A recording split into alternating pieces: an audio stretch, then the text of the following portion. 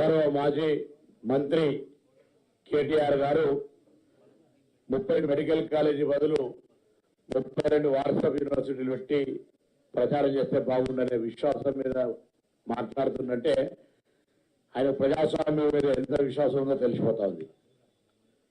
అబద్ధాల ద్వారా గత 10 సంవత్సరాల ప్రభుత్వం ఈ రాష్ట్రాన్ని అప్పులమయం చేసి ఉన్న వాస్తవాన్ని చెప్తే ఉలికిపడ్డట్టుగా శ్వేత పత్రాల పేరు మీద మళ్ళీ తిరిగి మీరు ఒక నివేదిక వెల్లడించారు. దాని తర్వాత మేము అడిగినటువంటి దానికి మాత్రం స్పందిస్తలేరు. మేము శ్వేతపత్రాలు ఇచ్చాం, మీరు శ్వేతపత్రాలు ఇచ్చారు. దాని తర్వాత ఈ సౌద పత్రాలు, బంగళాలు, ఫామ్ హౌస్ల వివరాలు తెలంగాణ ప్రజలకు చెప్పమని అడుగుతున్నాం. మళ్ళొక్కసారి ఎందుకు ఉలికి పడుతున్నారో అర్థమైతలేదు. ప్రభుత్వం 5 సంవత్సరాలు కూడా ఎన్నిక కాబట్టది. మేము ఇచ్చిన హామీల యొక్క ప్రక్రియ ప్రారంభమైందా లేదా? ఇలా గ్రామాల్లో ప్రజలు అడుగుతున్నారు, ఏం బుద్ధి లేదా వీళ్ళకి? తెలంగాణలో ఎందుకు తొందరపడుతున్నారు? అధికారంలో 10 ఏళ్ళు ఉండే అధికారంలో అప్పుల దగ్గరమే కాకుండా ఇంకా దివాళీ కోరు తలంతో మిమ్మల్ని విమర్శిస్తా ఉన్నారని నిన్ననే మొత్తం గ్రామీణ ప్రాంతాల్లో 3-4 రోజులు తిరిగేస్తే ప్రజలు వాళ్ళను బండబూతులు తిట్టేటువంటి పరిస్థితి ఉంది. ఆ బూతులు మేము తిట్టలేము. కనీసం ఆ ప్రజల మాటలు వినన్నా మానం తెచ్చుకోమని కోరుతా ఉన్నాం. గ్రామీణ ప్రాంతాల నుంచి వచ్చిన మీ లాంగ్వేజ్ మీకేం అన్పార్లమెంటరీ కాదు, కానీ వాళ్ళు ఎక్కడికి పోతా ఉన్నారు? మీరు అబద్ధాల ద్వారా దుష్ప్రచారం చేసే స్థితికి ఎక్కడ దిగజారారంటే నైతిక విలువలకు కూడా తిలోదాకాలు ఇచ్చి, రాజకీయ విలువలతో సంబంధం లేకుండా పూర్తిగా నైతిక విలువలకు తిలోదాకాలు ఇచ్చేటువంటి పరిస్థితి దిగజారు. క్యాబినెట్ కంటే ముందు ఒక చిన్న ముచ్చట చెప్పి క్యాబినెట్ అన్న శ్రీనివాసరెడ్డి గారు అన్ని చెప్పినారు. ఇప్పటికే 30,000 మంది పైన డాటా ఎంట్రీ ఆపరేటర్లు పెట్టి 1,05,00,000 డాటాలు ఎంట్రీ చేస్తూ ఉంటుంటే దాదాపు 19 లక్షల ఇతర కేటగిరీ కింద అప్లికేషన్లు వచ్చిన ఎంట్రీ చేస్తూ ఉంటుంటే నిన్నటికి 30 రోజుల పేరు ఒక పత్రం రిలీజ్ చేసిన బుద్ధి లేని వాళ్ళు. ఏం తొందర వస్తుంది? 10 ఏళ్ళుగా మేము ఏదైనా మీ ప్రభుత్వ వైఫల్యము, ఎన్నికల హామీ, డబుల్ బెడ్రూమ్ కావచ్చు, ₹1,00,000 రుణమాఫీ కావచ్చు, నిరుద్యోగ వృత్తి కావచ్చు, ఏదైనా అడగడానికి నువ్వు ఇచ్చిన హామీలు అమలు కాలేదని అడగడానికి కూడా అవకాశం ఇవ్వకపోతే మేము ధర్నా చౌక్ ఓపెన్ చేసినాము. దాని తర్వాత నీకుంటే పాత్రికా స్వేచ్ఛను వాడుకోమనము. కానీ ప్రజాస్వామ్యంలో విశ్వాసం లేని నీవు 32 మెడికల్ కాలేజ్ వరకు 32 వాట్సాప్ యూనివర్సిటీ పెడతామని నీ మైండ్ సెట్ గంత చిన్నగా అయిందంటే రాజకీయాల 10 సంవత్సరాలు ఏం మంత్రిగా నిర్వహించడో నాకైతే అర్థం కాలేదు. గతంలో 5 సంవత్సరాలు నేను పార్లమెంట్ సభ్యుడిగా, నాతో శాసనసభ్యుడిగా ఉండే. అప్పుడు ఇట్లా లేకుండే, ఏదైనా చెప్తే వినే పరిస్థితి ఉండే. దాని తర్వాత అధికారం మీద కూడా ఏం మాట్లాడుతున్నా అర్థం కాదు. అధికారం పోయినాక పూర్తిగా మాదే గారు ఇట్లా ఎట్లా కూర్చుకున్నారు, ఈ పెద్ద ప్రగతి భవన్ ఇలా సెక్రటరీ ఇల్లు ఎట్లా కూర్చుంటున్నారు, పాపం ఇంత జనం వస్తుంటే సామాన్యులు ఇక్కడికి వస్తూ ఉంటుంటే చూసి ఓరలేకపోతా ఉన్నట్టు. మళ్ళొక్కసారి చెప్తాను, మా ప్రభుత్వం కట్టుబడింది అభివృద్ధి, ఎన్నికల హామీల అమలు, నిరంతర ప్రక్రియ.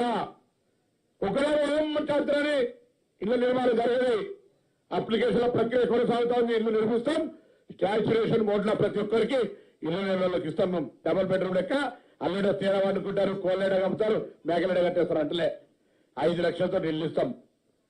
ఇలా హౌసింగ్ డిపార్ట్మెంట్ మెర్జీ చేసిన ఇతరత్ర ఇంజనీరింగ్ శాఖల ద్వారా నిర్మాణం చేపట్టాలి, ఎంపిక ప్రక్రియ హౌసింగ్ డిపార్ట్మెంట్ తీసుకున్నారనేటువంటి ఆలోచన చేస్తూ ఉంటుంటే ఇతరత్ర విధంగా పారదర్శకంగా ఎంపిక డాటా ఎంట్రీ తర్వాత 60,000 నుండి వాళ్ళందరినీ ఎక్కడెక్కడైతే అప్లికేషన్ తీసుకున్నామో అక్కడే ప్రదర్శింపజేసి ఇంకా ఎవరైనా మిస్ అయితే తీసుకోవడానికి సానుకూల వాతావరణాన్ని ఇచ్చేటువంటి ఒక సానుకూల వాతావరణాన్ని ప్రభుత్వం తీసుకుపోతుంటే ఎందుకు తొందరపడుతున్నారు? అన్నగారు చెప్పినట్టుగా రేపటికి 9వ తేదీ వస్తే 30 రోజులు అవుతుంటే ఎందుకు తొందరపడుతున్నారు అర్థమవుతలేదు. ఇటువంటి పరిస్థితుల్లో మళ్ళీ తెలంగాణ యావత్ ప్రజలకు మాట అంటే ఇప్పటి వరకు మేము 2014-15లో కూడా చాలా చేస్తా ఉన్నాం. ఒక్క పథకం మేము అమలు చేయండి ఏమంటే చూపెట్టండి. ఇలా మీ 50 పథకాలు చూపెడతాం. అదే కాకుండా మీరు మీ నిర్వాహకం వల్ల పాపం ఆఖరికి ఒక చిన్న మన ప్రజావాణిలో కూర్చుంటే మైన్స్ డిపార్ట్మెంట్ లో నడుపుతున్నటువంటి ట్యాక్సీ హైర్ వెహికల్స్ ప్రైస్ తెలియలేదు. ఆ డైరెక్టర్ మైన్స్ కాత్యాయని గారికి ఫోన్ చేస్తే సార్ 2 సంవత్సరాల నుంచి పైసలు ఇస్తలేరు వీళ్ళని చెప్తాను. స్ట్రైక్ చేస్తామంటారు. రోజు తింటే కష్టపడితేనే తినే బతుకున్నట్టు వాళ్ళ పైసలు ఉండలే. వేల టోకెన్లు కోట్ల రూపాయలు అప్పుడుండి అది ఒక ఇరిగేషనే కాదు, చిన్న వాళ్ళకు కోట్ల రూపాయలు అప్పుండి ఈ రాష్ట్ర ప్రతిభను మంట ఒక గౌరవాన్ని మంట కలిపిన మీరు ఎలా కాంగ్రెస్ పార్టీని విమర్శ చేస్తే ఎట్లా?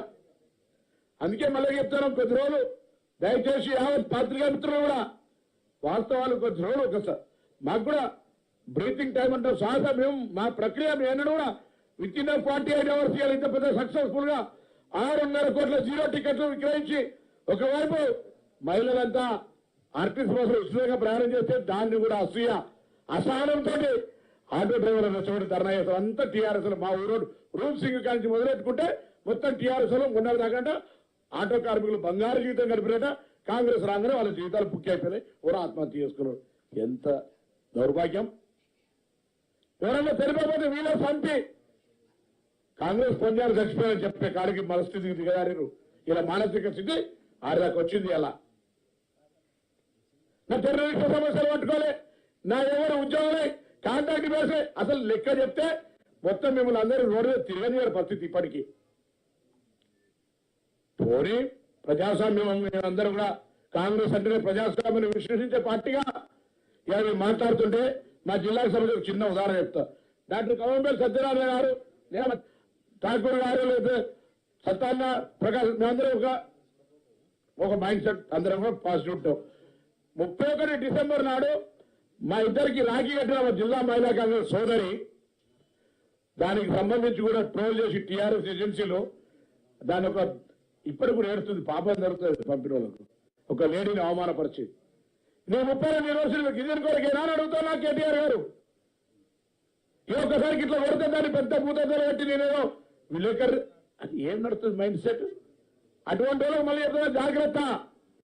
కాంగ్రెస్ పార్టీ సానుకూల వాతావరణంలో ప్రజలకు ఎవరికైనా ఇబ్బంది ఉందో వాళ్ళందరి పట్ల చాలా ప్రేమపూర్వకంగా సానుకూలంగా స్పందిస్తాం.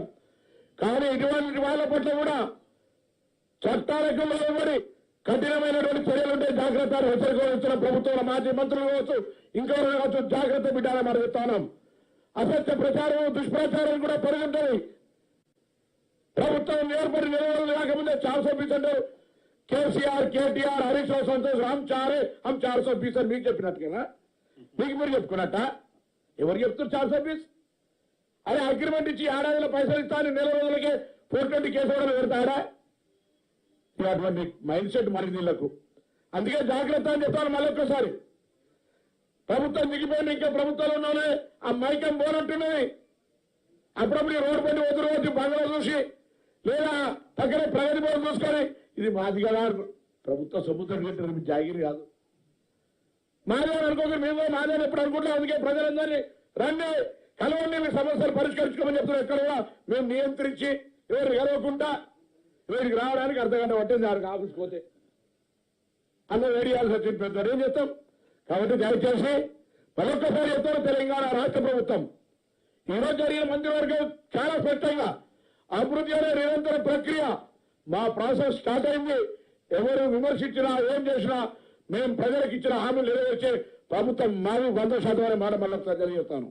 అంతే తప్ప ఊరికే ఎవరు అంటున్నారని మురిగా కుక్కలు చూసి భయపడి మేము ఎక్కడికి ఎరుకుకో మా పథకాలు అమలు చేసి చూపెడతాం అనేటువంటి మాట యావత్ తెలంగాణ ప్రజలకు మరొకసారి తెలియజేస్తూ మీ అందరికీ ధన్యవాదాలు తెలియజేస్తాను.